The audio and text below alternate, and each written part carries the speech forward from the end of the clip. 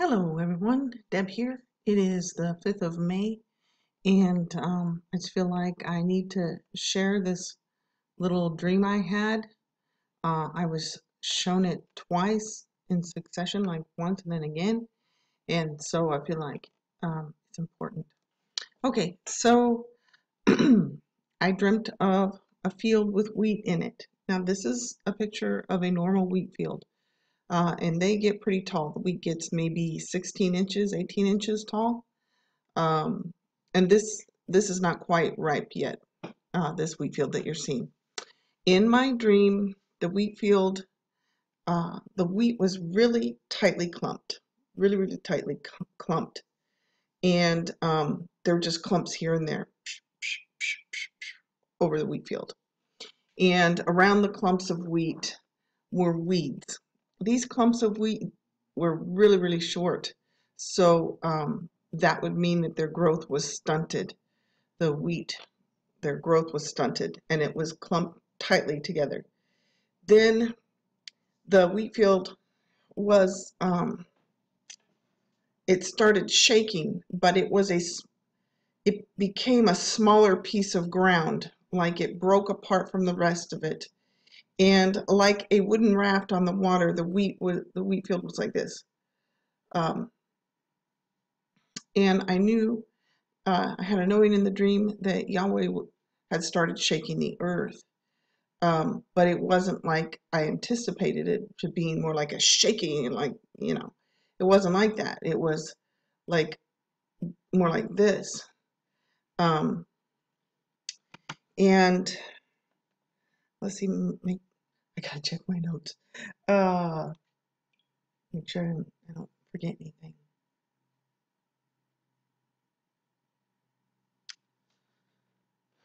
Okay, yeah. Then I saw a baby, and the baby had thrown up a little in its mouth while it was trying to say, I love you. And its parents were talking about how people say that a baby just mimics its parents. It doesn't really know what it's saying. Well, I was kind of arguing with these people that the baby would have some clue what he was saying, because when your parents tell you that they love you, there are emotions attached when they're talking to you. And there's a way that they look at you as a baby and your parents tell you that they love you. That there is emotion, there's an emotional connection. So the baby does have some idea what it would be saying if it said, I love you. This was a very young baby. I would say probably around 6 months. So in real life, I don't know babies saying, trying to say I love you at 6 months, but whatever. In the dream, I'm arguing that the baby would have some clue what it was saying if it was trying to say I love you. So it wasn't just mimicking, they would feel something. And then the next thing, I heard, you have 5 days, and I asked, until what, Lord? And I saw a map. I did not recognize any of the names or the shapes on the map. It was flat, and the more I tried to focus on the names, the quicker it went away. Then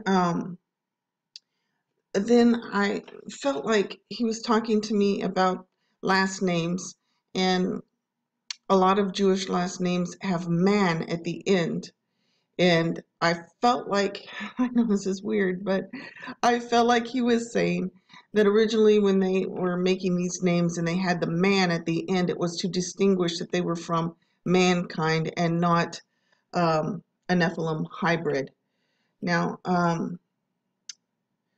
then I also was thinking about a relative of my children's whose last name was Bellman, and I remember thinking that Bel is another form of Baal worship, and then I thought of um, of Billy Graham, and this, and then the word was broke up for me in front of my eyes while I was sleeping. Gray ham, And then I remembered about the Greys and the aliens called the Greys. I don't really know what to do with that, y'all. I really wanted to share with you the wheat part. Also, in the wheat part of the dream, the wheat was ripe for harvest. It needed to be harvested like right now. Let's see. Okay, then the next thing I saw was black fingers coming down over the earth. They looked much like a liquid shadow, but black fingers were coming over the earth. The earth in this dream was like a paper globe, and it was misshapen. I think because, I'm a flat earther, I think because that globe theory is, getting squashed, but I'm not sure. So, yeah, but there were black fingers, and there was many digits on these fingers. I want to say 5 or 6 digits on the fingers. I didn't see it them coming over the earth like a liquid shadow. I got the feeling it was a shadow of death.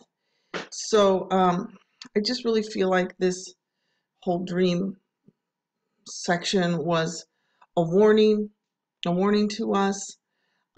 Perhaps maybe my Heavenly Father trying to get me to take more serious, I should say, the seed of Satan, the possibility of um, serpent cloned individuals that look like humans. And right after I had this dream about the wheat field and it moving, then I saw a video like that day. There have been several places over the face of the earth where the ground has split and opened up. And prior to that dream, and the next day when I saw the video, I had only seen one.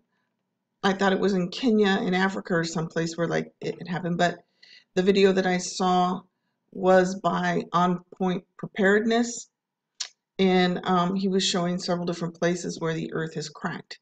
And I want to say in Wyoming, there's someplace in the United States, I want to say Wyoming, that the earth has cracked and come apart so much that you could put 3 football fields in it.